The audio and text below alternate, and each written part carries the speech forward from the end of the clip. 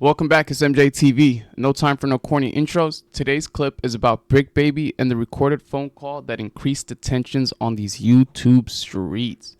Now, we've all seen the recent crash out or mental breakdown of Bricc Baby and the situation with DW Flame. Obviously, a lot of people have different opinions, but there was a phone call that was released, right? This was supposed to be a private phone call.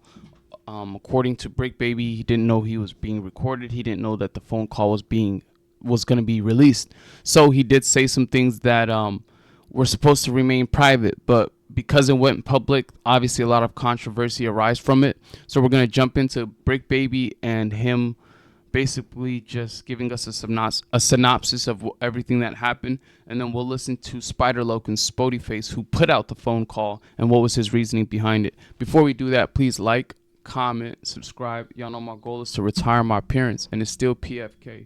It's gonna always be that too, though.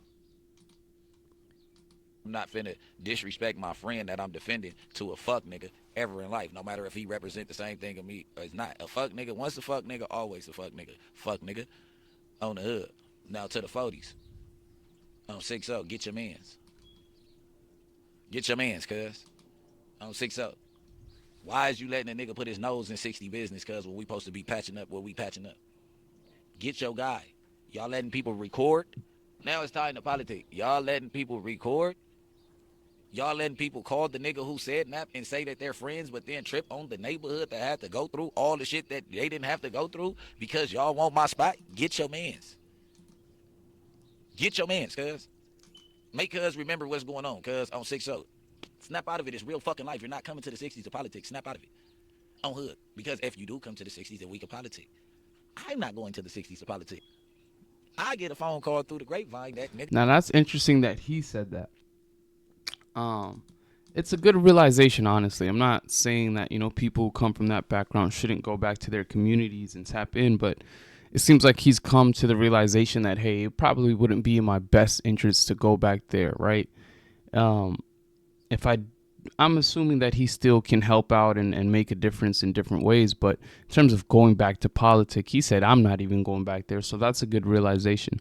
Also, with the phone call thing, obviously I am a square citizen civilian, but just recording phone calls just doesn't seem like it is a quote unquote gangster thing to do. Now, Spoty Face does speak on why he did it in this interview on Street TV with Spiderloc. So we're just gonna let Bricc Baby finish up, and we'll jump to that clip.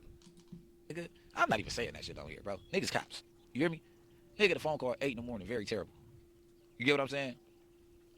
You YouTube ass niggas, I keep telling y'all, I'm not the one that y'all want to deal with, gang. I'm trying to change my life, bro. All that shit y'all want to be, y'all want to run the hood, y'all want to be gang leaders, y'all niggas want to go to the feds for leading the gang.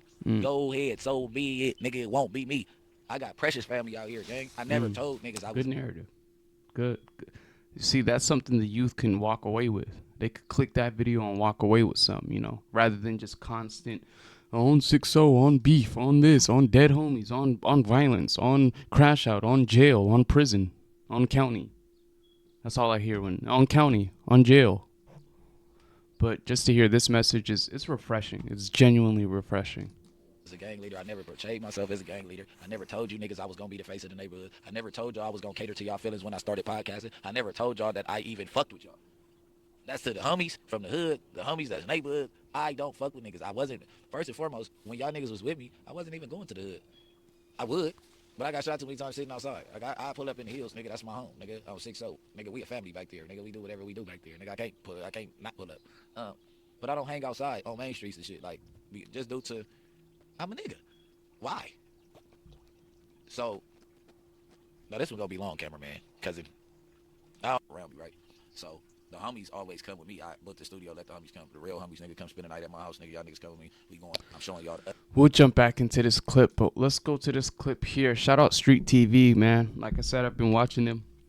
Remember coming home from high school, catching clips of them, right? So, and just watching the Nina Boy clip from way back then, and not knowing anything about Nina Boy back then, and now just past messages back and forth. He's reposted some of my content. I've done the same, reacted the same. So that was pretty dope, man. Shout out Street TV. But let's listen to this clip here of Spoy Face, who allegedly put out the phone call, explain why he did.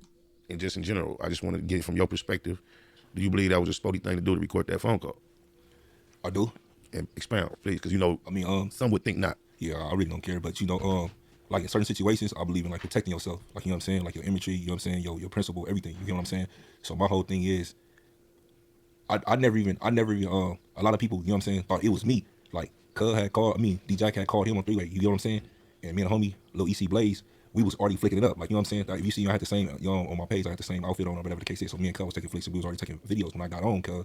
And Cuz, like, I put it on speaker. You know what I'm saying, the little homie or whatever, he cut automatically. So I didn't, you know what I'm saying, like cut automatically, you know what I'm saying, started going up. So, you know what I'm saying, eventually I seen him, but you know what I'm saying, I didn't tell Cuz, like, you know what I'm saying, or whatever the case was, but I'm glad he did. For the simple fact is, you know what I'm saying, me and a homie, you know what I'm saying, we Bricc, we had came, at least I thought we came to a common ground, you know what I'm saying, or the conclusion, you know what I'm saying, we was gonna meet up a little later after he bust his play or whatever, you know, and we was gonna hash it out. Whether, like I said, like you heard on the conversation. So if it's too fast for some people, basically he's saying that he said what he said about Bricc Baby, and then that he spoke to either Bricc Baby or someone on that side, and they were going to meet up and hash it out privately.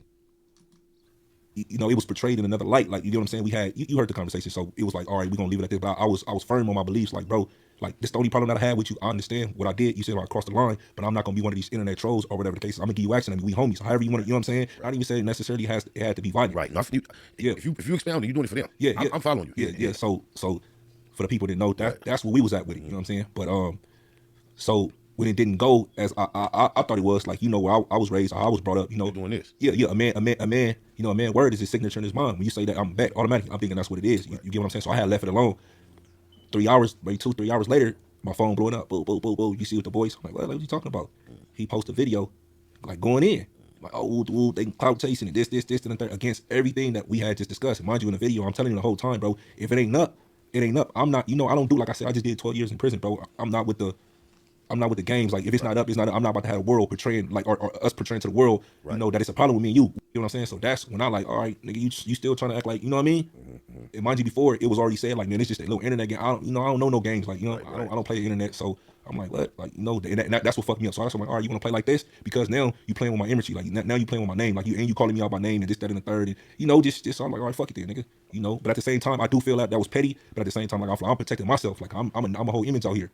You get what I'm saying? So, like, it don't make it seem like it's up or you just doing this when in actuality you was on some humble shit. We both of us. Right. Not saying because I wasn't getting at him crazy. I wasn't disrespecting. My first thing was the homies to, you know what I'm saying, for us both to get an understanding and what we want out of the conversation. Where it was separating him, it was like a personal energy to where not that. And I know you was stern, but I kept saying, homie, that's the homie. And you wasn't really. And then So yeah, basically he said that the lines were already crossed once we spoke as men, and he said that he spoke to Bricc and they were supposed to meet up, and Bricc Baby made another video basically allegedly saying different to what him and Spoy Face agreed, but it could have just been an explanation from Bricc Baby's perspective, right?